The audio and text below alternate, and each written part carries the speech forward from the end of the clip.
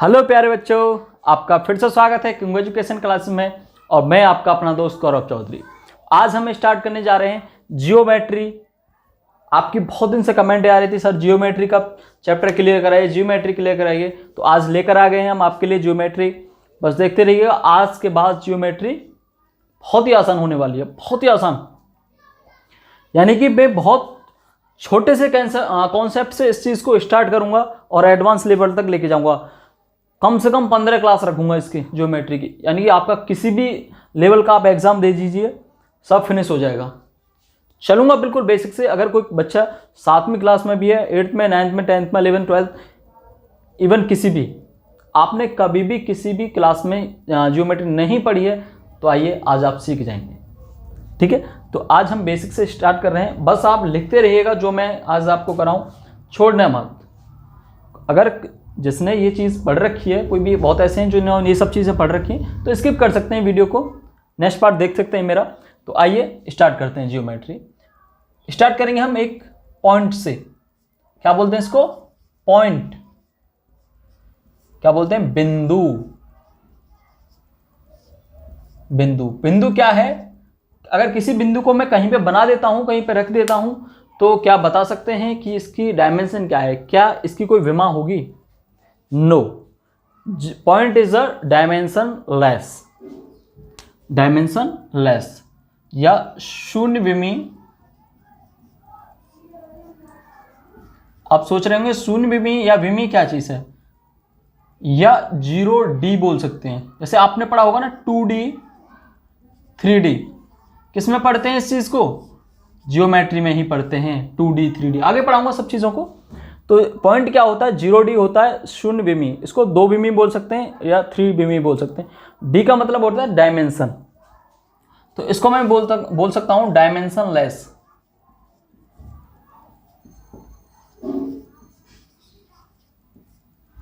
Dimension less. Point is a dimension less.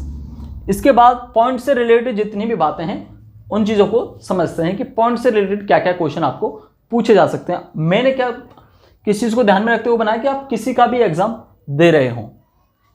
सबसे number 1 कि किसी एक बिंदु से, सबसे पहली बात समझिए, किसी बिंदु से अनंत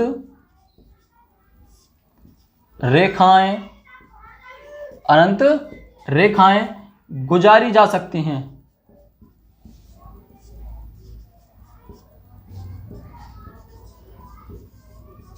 गुजारी जा सकती। इस बात का क्या मतलब है? इस बात का मतलब है कि कोई पॉइंट ले लिया हमने ये, तो इससे कितनी रेखाएं गुजार सकते हैं हम?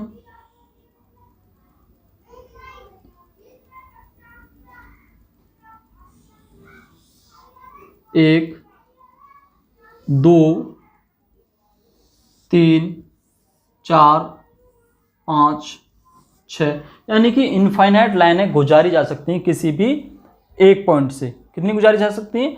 इनफाइनाइट। तो सबसे मेन बात, अगर क्वेश्चन आपसे पूछ सकता है कि किसी एक बिंदु से कितनी रेखाएं गुजारी जा सकती हैं, ऑप्शन 1 2 3 या इनफाइनाइट। तो इनफाइनाइट रेखाएं किसी भी एक बिंदु से गुजारी जा सकती हैं। दूसरा पॉइंट, अगर कह दे, सबसे पहले समझिए, उस चीज को आगे समझाऊंगा। सबसे पहले समझिए कोलिनियर। कोलिनियर मतलब संरेखीय, संरेख बिंदु, कोलिनियर पॉइंट। ये संरेख बिंदु क्या है? ये कोलिनियर पॉइंट क्या है? वे बिंदु जो किसी एक रेखा से होकर गुजरते हों, कोलिनियर पॉइंट, संरेखी बिंदु कहलाते हैं।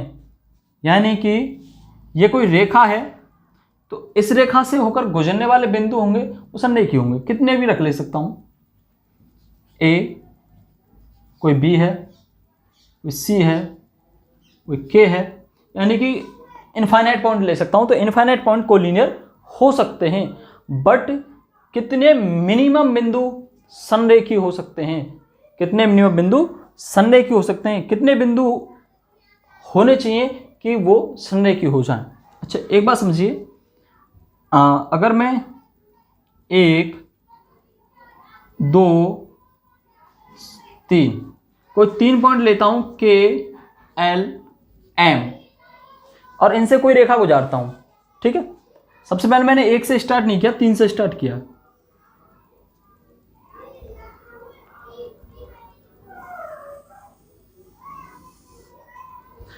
तो इसका मतलब सभी तीनों एक ही बिंदु, तीनों बिंदु एक ही रेखा पर लाई कर रहे हैं। तो इसका मतलब मैं कह सकता हूं ये तीनों KLM क्या है, संरेखी हैं। अच्छा, क्या 3 बिंदुओं को मैं ऐसे भी बना सकता हूं? क्या अब एक रेखा हम लाई करेंगे? एक रेखा तो ये गुजर गई,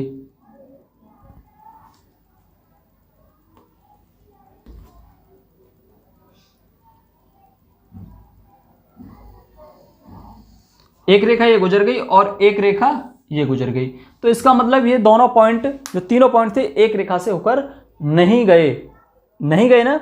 ये कोलिनियर हैं बट ये कोलिनियर पॉइंट नहीं हैं। एक्स वाई जेड, तो एक्स वाई जेड कोलिनियर नहीं है। तो इसका मतलब 3 बिंदु कोलिनियर हो भी सकते हैं और नहीं भी। तो कितने जरूर होंगे ही होंगे। तो अगर मैं 2 पॉइंट लेता हूं, ठीक है, चलो यहां पे बनाता हूं, तो ये कोलिनियर है। अगर मैं मतलब आपको ऐसे बना के दिखा रहा हूं, अब इनसे एक रेखा गुजारी जाए तो क्या होंगे? कोलिनियर होंगे। 2 बिंदु हमेशा कोलिनियर होंगे, हमेशा संरेखी होंगे। इस बात को यहां पे लिख लीजिए, 2 बिंदु हमेशा संरेखी होंगे। 3 बिंदु हो भी सकते हैं और नहीं। ये किससे संबंधित हुई? ये हमने पॉइंट से संबंधित बातें समझी। अब आगे बढ़ देंगे 0D के बाद 1D। 1D का मतलब लाइन, एक रेखा से संबंधित क्वेश्चन पढ़ते हैं। मतलब बेस है, समझते रहना बस, ठीक है, लिखते भी रहना साथ के साथ, क्योंकि भूल जाएंगे फिर आप रिवीजन में।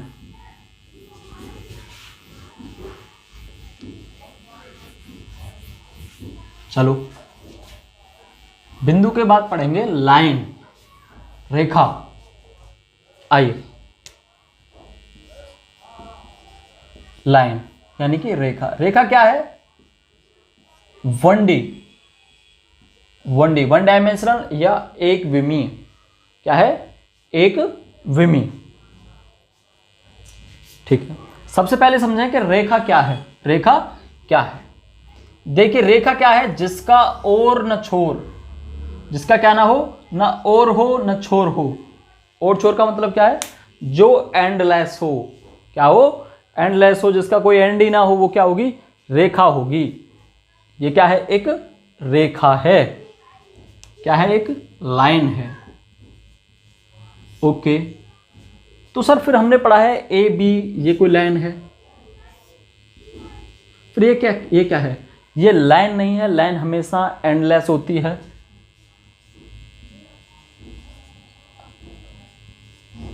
एंडलेस होती है, ठीक है। ये क्या है? ये लाइन सेगमेंट है, यानी कि एक रेखाखंड है। ये क्या है? रेखाखंड। भाई किसी रेखा को अगर मैं यहां ऐसे डिनोट कर देता हूं x और y, तो x y क्या है? एक रेखाखंड है, लाइन सेगमेंट है। क्या है? एक लाइन सेगमेंट है। x y ए भी एक रेखाखंड है। क्या है? एक रेखाखंड है। तो आप समझे कि लाइन क्या है और रेखाखंड क्या है, ठीक है। इसके बाद समझते हैं किरण। क्या? किरण यानी कि रे। किरण क्या है? जिसका एक पॉइंट तो, जिसमें मतलब जिसका एक छोर, एक साइड तो कोई पॉइंट हो और दूसरी साइड एंडलेस हो। क्या हो? एंडलेस हो। ये क्या होगा? ये एक रे होगी। फिर क्या होगी? कोई रे होगी, इसका एक तो पॉइंट होगा ही होगा, बट आगे एंडलेस होगी, उसका दूसरा छोर हमें पता नहीं होगा, ठीक है। समझे आप इस बात को। अब इसका बात चलते हैं लाइन सेगमेंट के बाद, रेज के बाद, कि समांतर या पैरेलल जो रेज होती हैं या किरण होती हैं या कोई रेखाखंड है कब होते हैं, पैरेलल की स्थिति कब आती है। ठीक है, ये हो गया। चलो यहाँ पे लिखते हैं, जब दो लाइन, देखिए अब ये कोई रेखाखंड है के एल, ठीक है, रेखाखंड है। दूसरा रेखाखंड कोई एम एन है, एम एन। यदि उनकी दूरी हमेशा, जहां तक उन दोनों की दूरी बराबर रहेगी, यानी कि इनफाइनाइट तक जब इनकी दूरी बराबर रहेगी, तो ये क्या कहलाएंगी, पैरेलल कहलाएंगे। दोनों क्या रखेंगे, ये रेखाखंड और ये रेखाखंड दोनों क्या होंगे, समांतर होंगे, पैरेलल होंगे। या इसको मैं डिनोट ऐसे कर सकता हूं, K L parallel to M N. कैसे डिनोट करेंगे पैरेलल लाइन को, दो पैरेलल लाइन को, K L parallel to M N. ठीक है, इसको रेखाखंड को कैसे डिनोट करते हैं, ए बी। कोई रेखाखंड बताया, लाइन सेगमेंट ए बी है, और ये जब दो लाइन, हम दो डंडा खींचते हैं तो ये दोनों आपस में पैरेलल हो जाती हैं, आपस में पैरेलल हो जाती हैं। चलो आगे बढ़ते हैं। और किस कंडीशन में हो सकती हैं, और किस कंडीशन में दो लाइन आपस में पैरेलल हो सकती हैं। देखिए ये कोई लाइन है, ये कोई लाइन है, और इस लाइन पर मैंने किसी एक पॉइंट पर एक रेखा खींची, और जो क्या कोण बनाती है, अल्फा कोण बनाती है। क्या कोण बनाती है, अल्फा। यदि दूसरी लाइन इस पे खींची जाए और वो भी क्या कोण बनाती है, अल्फा कोण बनाती है, तो ये दोनों आपस में ए बी सी और डी, ठीक है। तो जो ए सी और बी डी हैं, ये दोनों आपस में पैरेलल होंगी, क्योंकि इनका जो झुकाव है सेम है। ये आगे तक इसी झुकाव पर जाएगी, ये भी इसी झुकाव पर जाएंगी, दोनों आपस में सेम झुकाव पर चलेंगे आगे तक। तो ये जब दूरी, यानी कि इनकी डिस्टेंस कम या ज़्यादा नहीं होगी, जब डिस्टेंस कम ज़्यादा नहीं होगी तो वो आपस में हमेशा पैरेलल होंगी। तो मैं कह सकता हूँ ए सी पैरेलल बी डी, ए सी जो होगी वो बी डी के पैरेलल होगी, ठीक है। इस कंडीशन में पैरेलल हो सकती हैं और ऐसे भी पैरेलल हो सकती है। क्लियर, चलिए आगे बढ़ते हैं। इसके बाद क्या पढ़ेंगे, एंगल पढ़ेंगे। क्या चीज, लिखते रहे ना सब चीजों को, सब चीजें हो सकती हैं आपसे आती हों, बट लिखते रहे ना। इसके बाद पढ़ेंगे एंगल।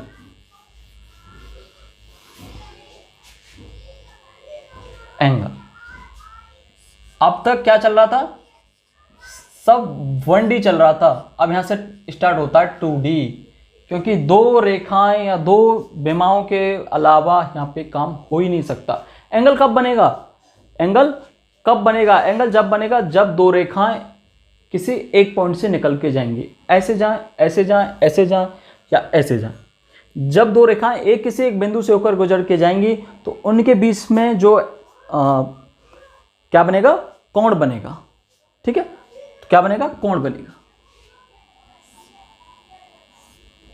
ये कोई O पॉइंट है, ये गई OB और गई OC, ठीक है।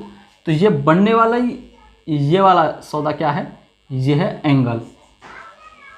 क्या है, एंगल है, ठीक है। और एंगल को डिनोट कैसे करेंगे हम, एंगल को डिनोट करेंगे कुछ ऐसे। तो इस एंगल को कैसे लिखेंगे, एंगल O है जो, इसको लिखेंगे कैसे, या तो कह सकते हैं एंगल O, या इसको हम ऐसे भी डिनोट कर सकते हैं BOC।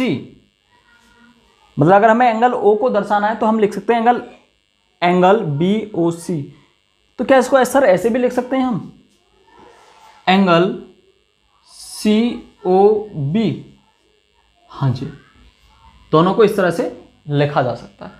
क्या और रूप से लिखा जा सकता है, अगर मैं लिख दूं angle OBC, that is wrong.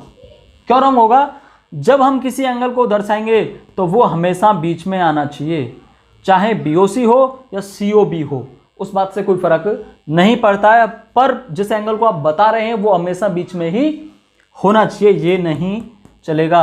या बैट एंगल ओ बता सकते हैं, या फिर एंगल का निशान बनाइए, एंगल BOA या COB। क्लियर बात है, समझ में आई एंगल की? ठीक है, इसके बाद बात करते हैं आके टाइप ऑफ एंगल।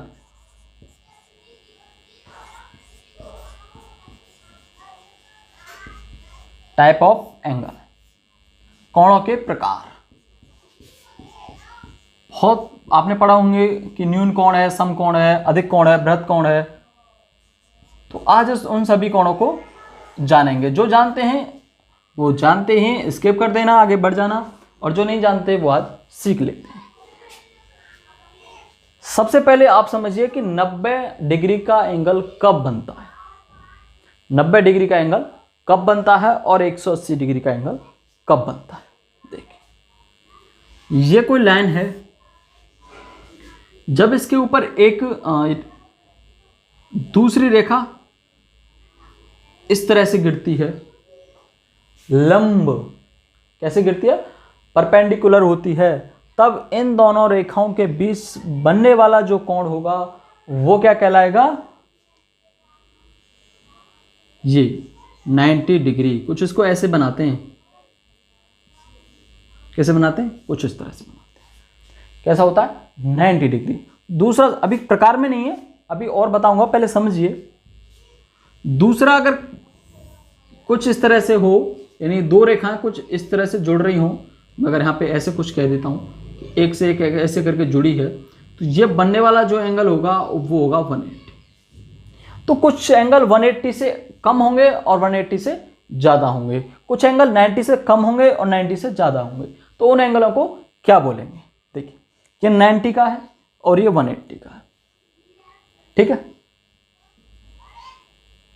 देखिए, जब एंगल 90 से छोटा हो, अब ये तो है 90 से छोटा कब होगा, जब ये वाली लाइन 90 से छोटी, चाहे यहां हो जाए, यहां हो जाए, यहां हो जाए, 90 से कम हो जाएगी तो क्या हो जाएगा,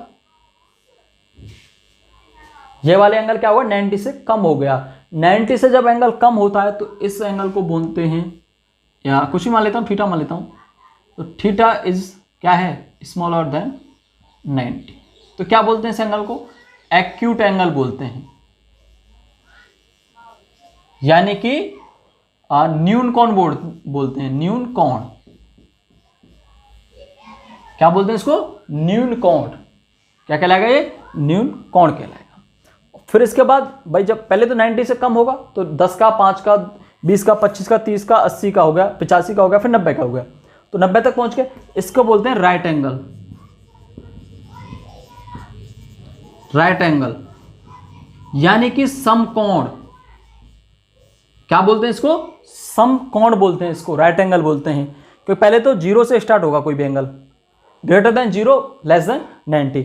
0 से जैसे ही स्टार्ट होगा तो 90 तक जाएगा, तब तक न्यून कोण कहलाएगा। जैसे ही 90 पहुंचेगा राइट एंगल कहलाएगा, यानी समकोण कहलाएगा। अब बढ़ेगा 90 से प्लस, अब क्या होगा, ये वाली जो भुजा है वो 90 से ऊपर जाएगी। चलो यहां पे ले लेते हैं, ये रेखा, ठीक है भाई, 90 का ये होता, तो अब ये 90 से एक्स्ट्रा है। अब जो थीटा कहलाएगा, अब इस एंगल को क्या बोलेंगे, इस एंगल को बोलते हैं ऑब्ट्यूज एंगल।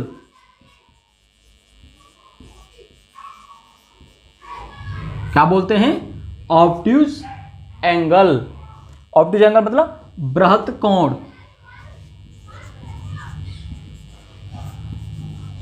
बृहत कोण। अब इसके बाद बढ़ता बढ़ता बढ़ता कहां पहुंच जाएगा, इस एंगल की कैटेगरी में आ जाएगा। किस में आ जाएगा, इस एंगल। तो इसको क्या बोलते हैं, ऋजु कोण। ऋजु कोण क्या बोलते हैं इसको, ऋजु कोण। अब क्या होगा, अब एंगल होता कितना टोटल, कहां तक जाएगा, 0 से 360 तक जाएगा। तो अब कहां तक पहुंच जाएगा, 180 तक चले गए। अब इसके बाद एंगल क्या होगा, बता लूं या यहीं पे दिखेगा, पता नहीं दिखेगा आपको,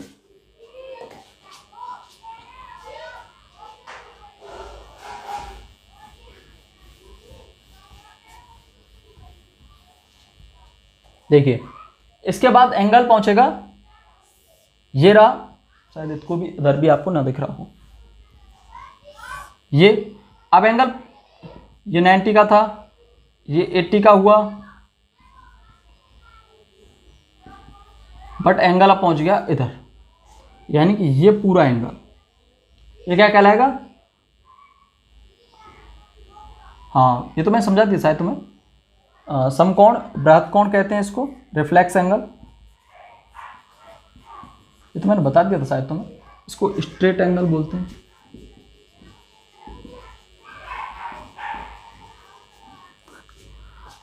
ठीक है, इसके बाद एंगल पहुंचेगा, इसके तुरंत बाद 180 से प्लस करेगा तो फिर एंगल पहुंचेगा 360 पर। 360 पर पहुंचने का मतलब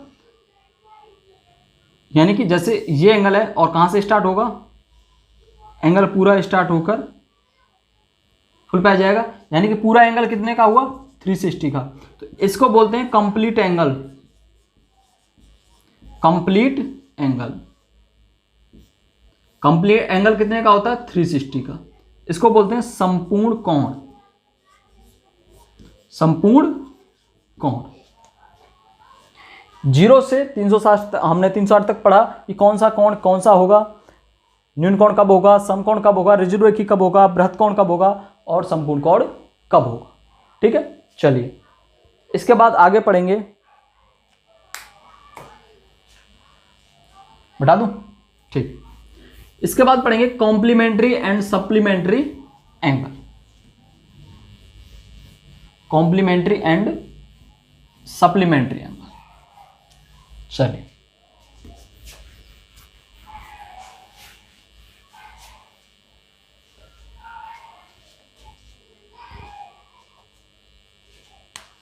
पहले कॉम्प्लीमेंट्री,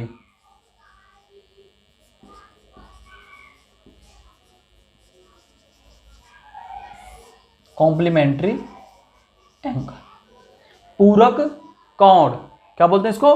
पूरक कोण। ऐसे क्वेश्चन भी बनते हैं एग्जाम में। पूरक कोण, पूरक कोण कौन से होंगे? यानी कि दो एंगल θ1 प्लस θ2 जब 90 डिग्री होगा तो क्या होगा? ये दोनों एंगल पूरक कोण होंगे। तो क्वेश्चन बनते कैसे हैं? क्वेश्चन बनते हैं, यहां पर कोई एक एंगल आपको दिया जाएगा, इसका पूरक कोण ज्ञात कीजिए, दूसरा पूछेगा कि इसका संपूरक कोण ज्ञात कीजिए। तो आइए इस बात को समझते हैं, इस बात को समझते हैं। देखिए ठीक है, ये किसका है? पूरा एंगल 90 का, θ1, ये कोई θ2। अगर θ1 30 का है, θ1 30 डिग्री है, तो वो पूछेगा कि इसका दूसरा पूरक कोण ज्ञात कीजिए, इसका दूसरा पूरक कोण ज्ञात कीजिए। तो ये कोण कितना होगा? ये दोनों मिलकर 90 बनाएंगे तो कितना होगा? ये 60 डिग्री। भाई दोनों मिलकर 90 बनाएंगे तो 60 डिग्री होगा। इस 60 को कैसे निकाला हमने? 90 माइनस 30 इज इक्वल टू 60। अगर हमें कोई एक कोण पता है तो आप 90 माइनस उस दूसरे एंगल को कर सकते हैं।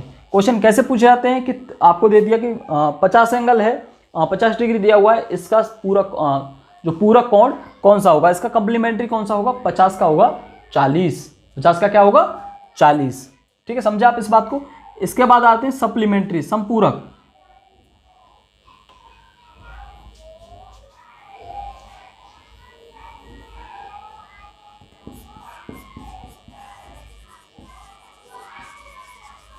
सप्लीमेंट्री एंगल, संपूरक कोण,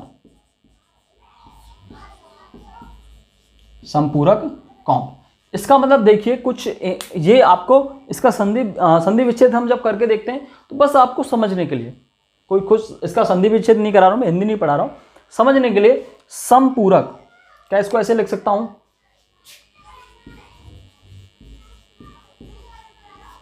संपूरक का मतलब कि पूरकों का योग, पूरकों का योग। पूरक कोण कितने के होते हैं? 90 डिग्री के। तो पूरकों का योग 90 प्लस 90 कितना? 180। जिन दो एंगलों का योग कितना हो? 180 हो, क्या कहलाते हैं? सप्लीमेंट्री या संपूरक कोण। इसका कैसे निकालेंगे? कोई एंगल आपको दे दिया 130, इसका संपूरक कोण क्या होगा?